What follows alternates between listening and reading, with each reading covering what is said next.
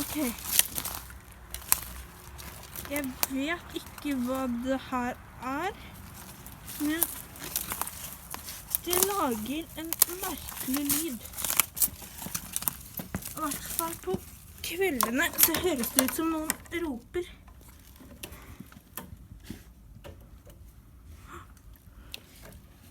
Det er frøset til inni her.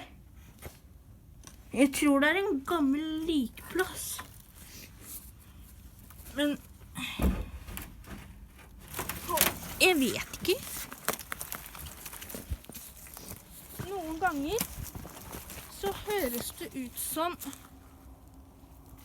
noen som trenger hjelp. Eller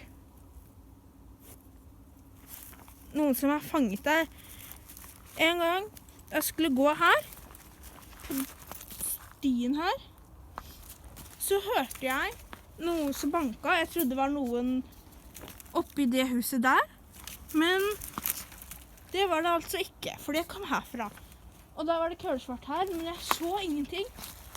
Eller noe som bevegde seg, men jeg hørte bare banking her innenfra. Så hvis noen vet hva det er, så bare skriv det i kommentaren. Ha det!